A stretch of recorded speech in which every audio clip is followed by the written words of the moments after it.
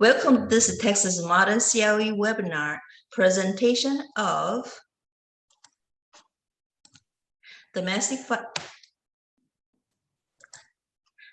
intersection of domestic violence and custody. Follow along with this help sheet in the Texas Modern CLE Toolkit. You can access this toolkit in the Texas Modern Mediation and CLE mobile app or download it at texasmodernmediation.com. Each presenter will introduce themselves and will spend a quarter of the time on each column. Now our presentation begins. Hi, my name is Rolanda E. Dent, and I am a practicing family law attorney. I will speak to you today about family violence and mandatory reporting, and you can follow along on the help sheet. I am in column 1, family violence. Family violence means an act by a member of a household against another member of the family or household. Such act is intended to result in harm, bodily injury, assault, or sexual assault. That can be found in the Texas Family Code, section 71.004. Under the Family Violence Code, it can also be a threat that reasonably places the member in fear of imminent physical harm, bodily injury, or sexual assault, but does not include defensive measures to protect oneself. And I will come back to that. That can be found in the Texas Family Code, section 71.004. Abuse and dating violence. Also falling under the family violence, abuse by a member of a family or household toward a child of the family or household, and dating violence. This can be found in the Texas Family Code, section 71.004. Well, what is the definition of household or a member of a household?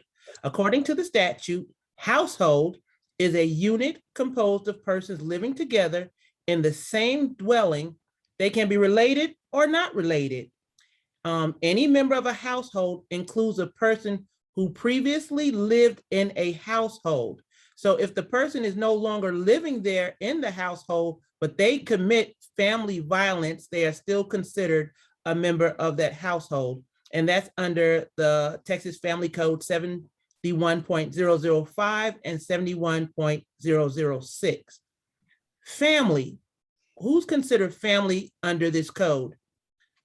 A person related by consanguinity or affinity, former spouses, individuals who are the parents of the same child, foster child, and a foster parent. That's under the Texas Family Code, section 71.003. Self-defense, we spoke about that earlier. If you commit violence to protect yourself or your children, and the court believes you acted in self-defense, then this is not family violence. So if you're trying to protect yourself, if you're trying to protect your children, it will not be considered family violence. If you believe someone has committed family violence against you, but they were doing it to protect themselves or their children, and the court deems it not to be, deems it that it is not family violence, it won't fall under this statute. And that's under section 71.004. Family violence reporting. A medical professional who treats a person for injuries that the medical professional has reason to believe were caused by family violence must do this. They must provide the person with information regarding the nearest family violence shelter, document that person's medical file that they have received the information, and they must also state the reasons they believe the injuries were caused by family violence. And this falls under the Texas Family Code, section 91.003. Under this part of the statute, who is considered a medical professional? A licensed doctor, a nurse, a physician assistant, or emergency medical technician. And that's under Texas Family Code 91.001. Notice to adult victims of family violence. A person that has been a victim of family violence must be given written notice in English and Spanish that it is a crime for any person to cause them any physical injury or harm, even if that person is a member or former member of their family or household. And that's under Texas Family Code, section 91.003.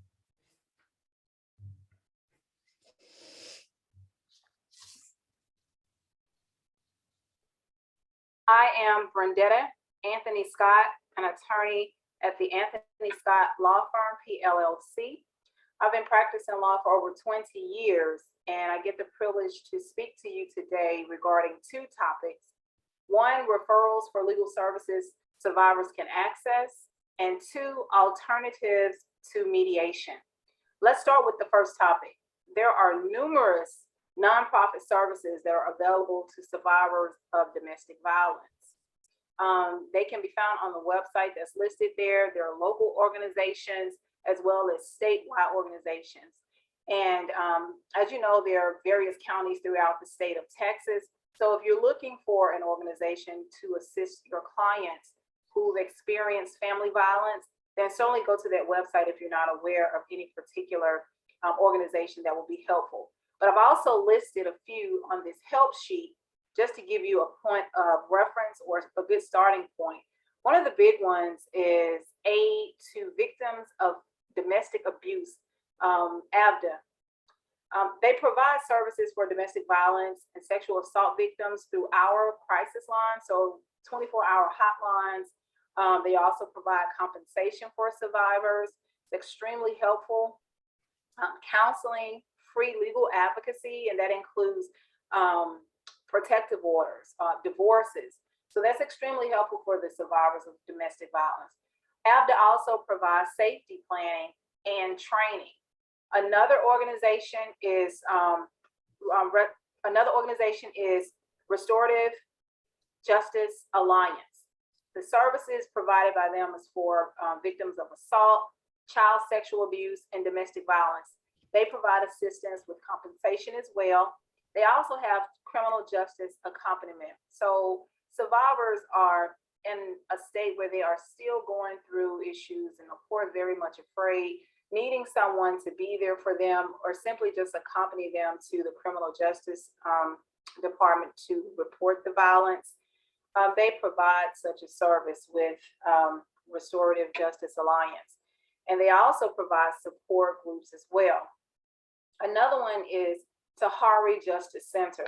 They provide services for domestic violence survivors as well, those who've been victims or survivors of human trafficking and sexual assault victims.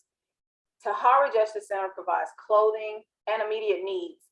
So for survivors who were relying on or dependent upon the person who committed the family violence against them, sometimes those survivors certainly need some immediate needs, whether it's hygiene, help with hygiene products, clothing, mental services, even medical services.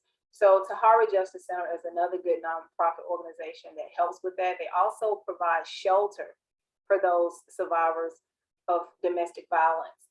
And then one last one I'll mention is the SAFE program.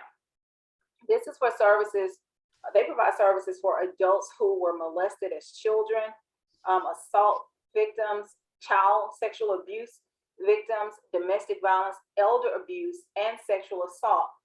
This entity provides emergency financial assistance and legal advocacy. Quite a few of them provide the free legal advocacy services, which is an immediate need for the survivors. Now let's switch gears and talk about alternatives to mediation. We're all familiar with what mediation is. Quite a few of the courts provide in their local rules or just the local rules for that particular county or court require mediation. Mediation is a process where we've got a third party, an impartial third party who gives you the ins, outs, the ups and downs of your case and kind of help you reach a resolution when the parties are sometimes not so interested in talking to each other. And this is done without court intervention. Well, when you have a person who has been a victim or a survivor of family violence, the code provides that they don't have to participate in mediation. So what are some alternatives to mediation? There's the collaborative law process, there's arbitration, and if children are involved, there's the parenting coordinators or the parenting facilitators, which is extremely helpful. There are some family law codes that are sitting, that are on the help sheet that will certainly help you in researching or going through and getting additional information. So the arbitration process is a process where you've got each party that's in a position with an impartial third party who renders an award. And generally the agreement or the ruling is binding. Let's talk about the collaborative process a little bit. It encourages the peaceable resolution of disputes. Attorneys are hired in this process just for the limited purpose of acting as advocates and as counselors during the negotiation process. They do not represent the parties in court. So once the process gets to a point where it has not been resolved or it has been resolved, but there's still court intervention needed, then the attorneys that were involved in that collaborative law process do not represent those parties in court. Now, if there are children involved, there are two other ways or other alternatives to mediation. One is the parenting coordinator. That's a confidential process. The coordinator here will assist in helping the high conflict parents resolve co-parenting disputes. We've all seen that, and it's done outside of the courtroom. The only communication that this coordinator will have with the court is if the process should continue. And there's a code sections listed on the help sheet to help you with more information there. Now, the parenting facilitator, that's a non-confidential process. And here they also assist with co-parenting conflicts, but the court still has exclusive jurisdiction to determine issues of conservatorship, support, and possession or access to the child. And the court also has the authority to manage and control the suit. The facilitator, as Tom would say, can go in and jack you up. So just remember that one, the coordinator, they're pretty much out of the court process. They only let the court know if the process should continue, but the facilitator can go in and no holds barred. So that's all I have for my presentation. Again, I'm Brendetta Scott, and I hope this has been helpful, but certainly refer to the help sheet. It's extremely helpful. Thank you. Hi, and my name is Carrie Ward, and I'm a managing attorney at the Texas Advocacy Project.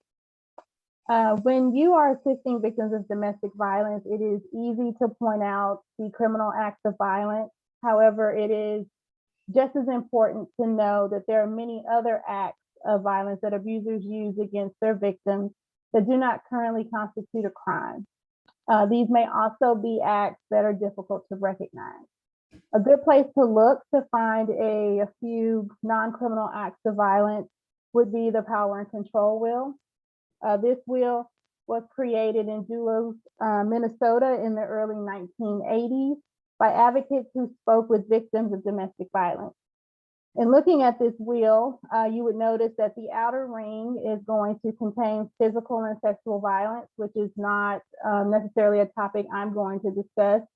What I'm going to talk about is when you look within the inner cogs of that wheel, you're going to see the tactics that abusers use to control or exert their control over their victims.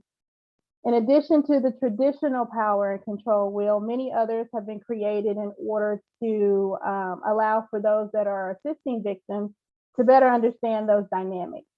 And you can find most of these wheels on the National Center on Domestic and Sexual Violence website. And that's going to be www.ncdsv.org. So as I said before, in this section, I'm going to talk a little bit about the non-criminal acts of violence. These are acts that can still wreak havoc on our clients and can lead to devastating consequences. All of these are provided in your help sheet with links to sites that I think can provide you with some additional information. So the first one that I wanted to talk about is emotional abuse. This has been used interchangeably to describe both psychological and mental abuse. Research indicates that the consequences of emotional abuse are just as severe, if not more, than physical abuse. In a 2010 National Intimate Partner and Sexual Violence Survey, the summary report found that almost half of all women and men in the United States have experienced psychological aggression by their intimate partner in their lifetime. While this was 11 years ago, one would expect this trend to continue. This is also one of the hardest forms of abuse to recognize, as it can wear down a person's self-esteem and undermine their mental health. Some examples include name calling, insulting or criticizing their victims, acting jealous or possessive or refusing to trust that person, isolating them from family, friends, or other people in their lives, attempting to control what they wear, humiliating them in ways, especially in front of others, and threatening to commit suicide. There are many other different types of examples, but these are just a few. Although gaslighting is a form of emotional abuse, I felt that it was very important to separately bring awareness to it.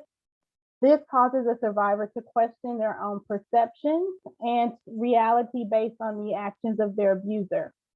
Ways that we might see this manifest in an abusive relationship are telling the victim that they have imagined previous incidences of family violence, claiming that the victim is irrational, overly emotional, or simply crazy, or making that victim feel like their needs or their feelings are unimportant. It can have the effect of undermining a victim's own sense that something is wrong, as well as impacting their credibility when they try to report their abuse to law enforcement or other reporting agencies. This is a very effective form of abuse in that it makes the victim less likely to fight back or feel confident enough to leave that relationship. Dr. Robin Stern, a psychotherapist and author, wrote an article entitled, "Are You Being Gaslighted?" And you can absolutely find this online. However, what I thought was most important about this article is that she outlines some signs of being a victim of gaslighting, emotional abuse, which may be helpful when we are speaking to our victims. Next, many of us know that one of the main reasons that victims remain in unsafe relationships is due to financial abuse. This powerful form of abuse includes tactics to conceal financial information, limit a victim's access to assets, or reduce their accessibility. Short-term effects can make it difficult for that survivor to obtain housing or the funds necessary to provide for themselves or their children. And long-term effects can also be daunting, resulting in ruined credit reports, lack of employment history, which would make it impossible for them to gain independence and security. A few examples are providing their victim with an allowance, depositing paychecks into an account that they cannot access, preventing the victim from viewing or accessing an account, preventing them from working, limiting the hours that they can work, getting them fired, or forcing them to work certain types of jobs. A resource that I found and that we use at the Texas Advocacy Project is one that the Allstate Foundation created. It is an educational resource designed to help victims achieve financial independence. The curriculum is called the Allstate Foundation Moving Forward Curriculum, and it covers a variety of important topics such as budgeting, managing debt, improving credit, and much more. There are also lesson plans for advocates that I believe attorneys could also use as well that provide education about financial abuse. The link to that curriculum is included on the tool sheet. Digital abuse is also a form of abuse that can be used to control a victim. That is not necessarily a crime. It's the use of technology to bully, harass, stalk, or intimidate a partner. And there are a few ways that this might show up. That would, when you're talking to your clients, it might be that they are telling you they've been told who they can or cannot follow or be friends with on social media. They have their partners insisting on being given their personal passwords. They're constantly being texted or being made to feel like they can't be separated from their phone. or their partners looking through their phone or checking up on their pictures, text, or phone records. Another form of abuse that is difficult to recognize is spiritual abuse. Spiritual abuse does not have to be about any specific religion or denomination. In fact, it can be about any person's beliefs that they hold personal and dear to them. However, this can be very successful when an abuser preys on a victim's sense of guilt and or religious duty. So what you might hear from a survivor is that they have been ridiculed or insulted by their partner for having a certain religious or spiritual belief. They've been prevented by their other partner from practicing their religious or spiritual choosing, or their children are being forced to be raised in a faith that the other partner did not agree to. This next form of abuse, sexual coercion, can be made through statements that are intended to pressure, guilt, or shame a victim into having sexual intercourse with their abuser. The prevalence of sexual coercion is unknown. This is likely due to underreporting of these acts by victims who may be unaware that that's what they are being subjected to, but they also may feel shame for having to be in a relationship that involves this form of abuse. A few examples are implying that they owe their partner something sexually in exchange for previous actions, gifts, or consent. They may use that relationship as leverage by demanding sex as a way to prove their love, or they may react with sadness, anger, or resentment if that person says no. Lastly, reproductive coercion is a form of abuse where an abuser determines how their victim controls their reproductive system. This coercive behavior can also be hard to identify, and it also may occur at the same time as any of these other forms of abuse. This may show up as their partner refusing to use a condom or any other type of birth control, breaking or removing that condom before or during sex, lying about methods of birth control, withholding money that is necessary to purchase birth control, forcing pregnancy or not supporting the decision when or if to have children, or keeping a person pregnant by getting them pregnant again shortly after they've had children. The one thing I did want to talk a little bit about before I end is, as I stated before, I am a managing attorney at the Texas Advocacy Project. It is a statewide agency that provides free and confidential legal services to survivors of domestic violence, sexual assault, stalking, child abuse, and neglect. Survivors can call our hotline at 1-800-374-4673, or they can apply for our services online at www.texasadvocacyproject.org. In addition to providing free legal services to clients, we also provide free trainings and webinars to anyone who wants to learn about our agency or the dynamics of domestic violence. You can find our training list on our website. Lastly, and again, please refer to the help sheet for additional information and links about the non-criminal acts of domestic violence, as well as more information about the Texas Advocacy Project. Thank you. Hi, everyone. My name is Caitlin Thorpe. I'm an associate attorney at the Skillern firm located in Houston, Texas, and I'm going to be talking about the intersection of domestic violence and custody. To start off, I want to just talk about some statistics about children and domestic violence. So over a child's lifetime, more than 1 in 5 children are surveyed witnessed a family assault, which was 20.8% of the kids surveyed. And more than 1 in 6 witnessed a parent assault, or a parent assault another parent, or a parent assault their partner. In the past year, 8.2% had witnessed a family assault, and 6.1% had witnessed a parent or a parental assault.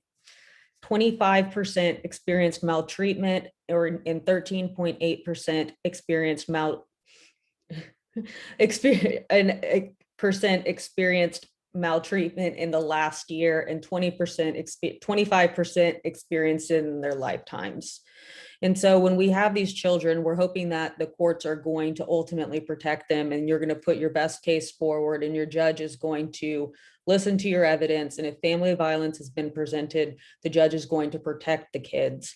What I learned most during my research for this is that the statistics that are out there and the studies that have been done are indicating that the courts are not taking this abuse as seriously as they could.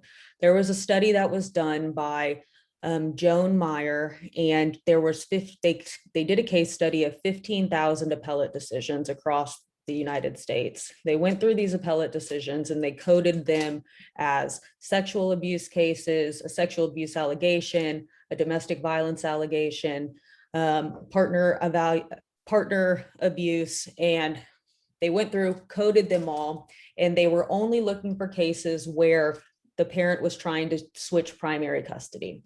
So that was their sample base.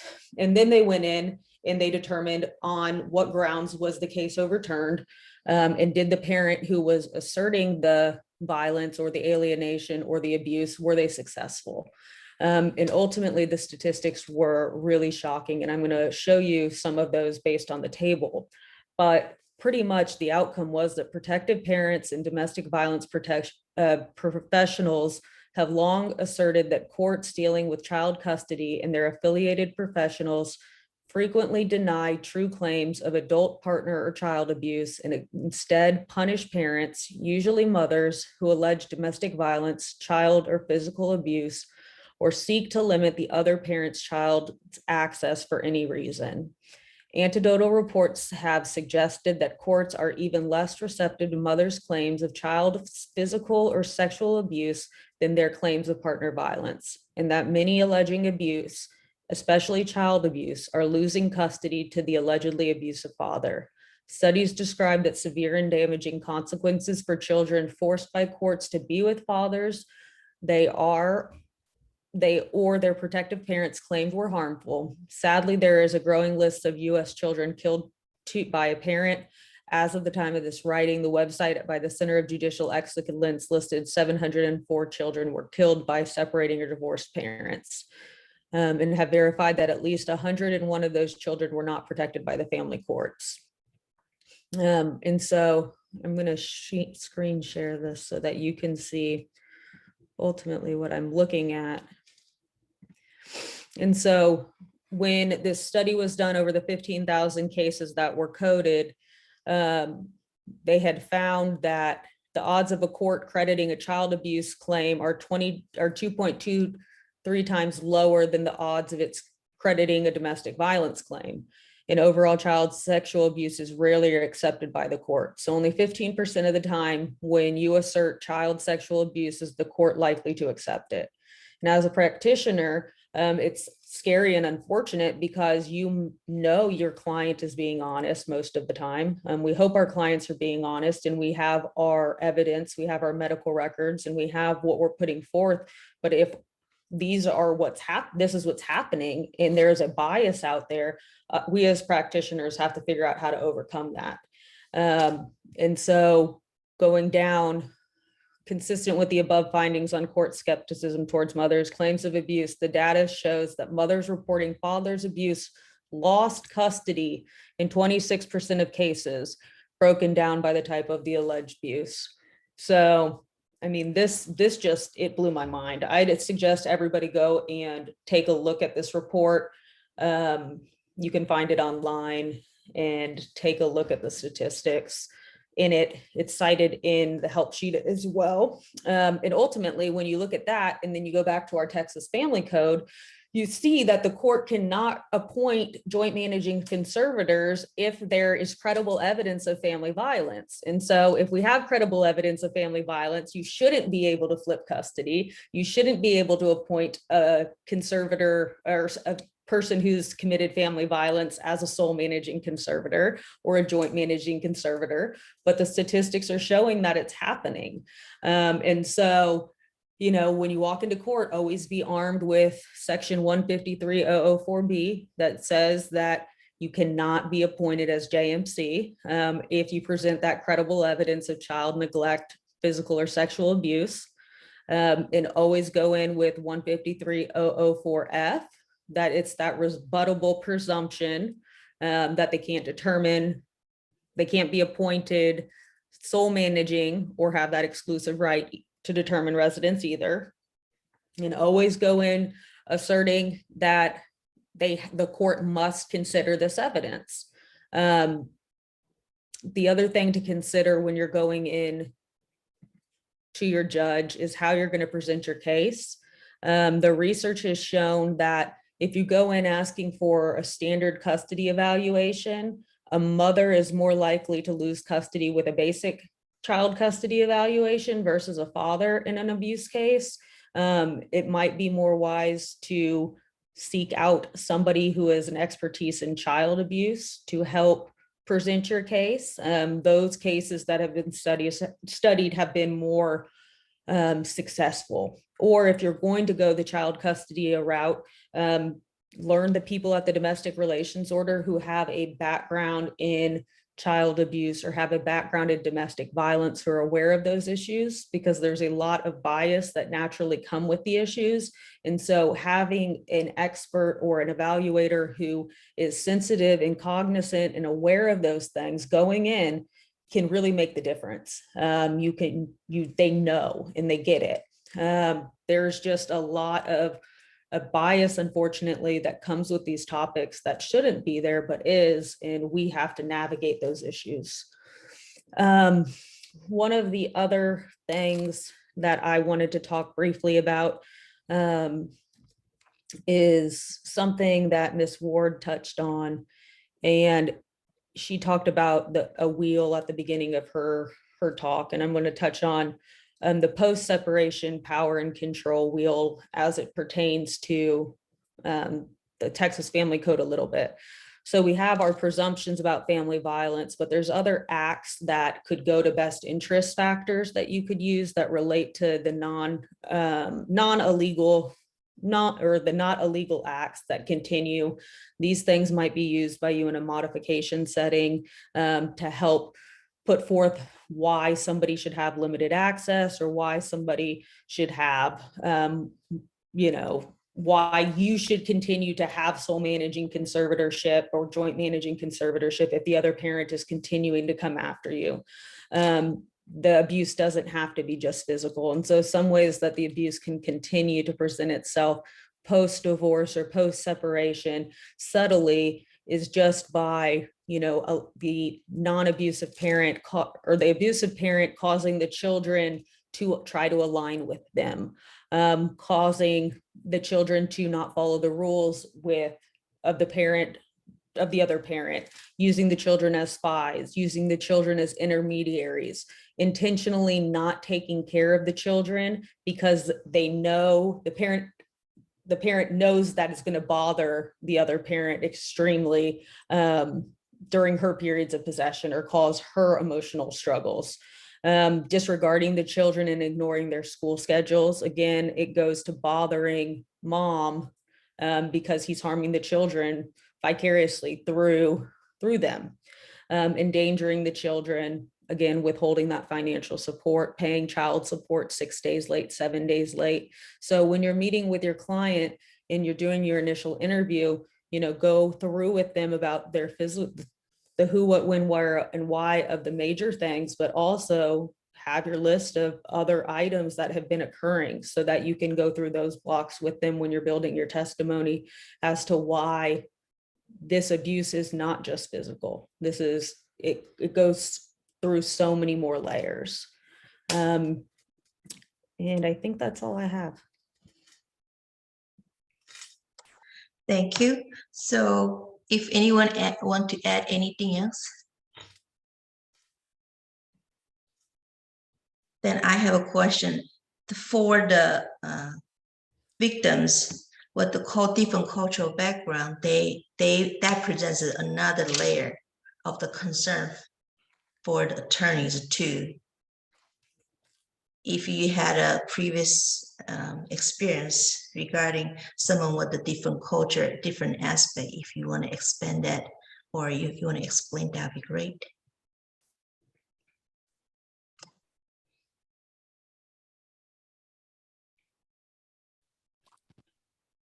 I think when I'm presented with a client that may not have the traditional American upbringing, cultural upbringing, I actually, unless it's, my own culture, which I have, my own personal experiences that I can actually kind of relate to and understand to with my clients, I actually have to rely on, research that I do, actually speaking with that client to get a better understanding of the dynamics that the cultural aspect brings to their relationship.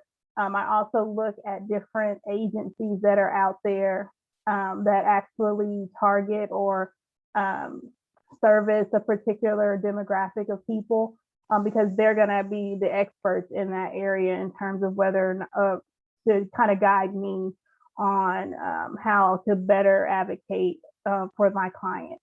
So that is what I would generally do, is research, talking with the clients, and really looking for those agencies that are out there that have really put more of a focus on working with those particular clients. And with myself, dealing with clients of different cultures, it's really important for me to explain to them how it works here. Because some women believe that they're to be submissive to the man and do what they say, and they think that what is going on or what is happening is okay. So you have to explain to them that it is not, and it does amount to domestic violence. And sometimes you have to convince them, hey, that this is what it is, and move forward that way. I've had a situation where I've represented a male before and been in a similar situation as Rolanda, where having to explain that this does happen to men as well, and having to present a case that way, and a male that was 6 foot tall, and yeah, it was happening, and then having to be confronted with bias in the courtroom because you're a male. So having to just be aware of those biases again. Right, and I piggyback on what Rolanda and Caitlin have said. Same thing, just simply giving the client the information and the tools that they need to be able to make those good informed decisions about how things work here and how our culture work and how things work in the court and what the law says. So it's just a matter of getting them to see, understand, and then certainly any of those services that we talked about certainly would have some type of support groups, as Carrie said, find an agency that's able to help them and making that connection between the culture, where they're coming from versus where they are. So just the more information provided, the better. Thank you. And thank you for the information about the post divorce or post separation, and the perpetrator using court system to continue to control and abuse the victim and the children. That is a very important aspect of this seminar. Thank you so much, attorneys, and thank you. And you have a wonderful day. Thank you. Thank you.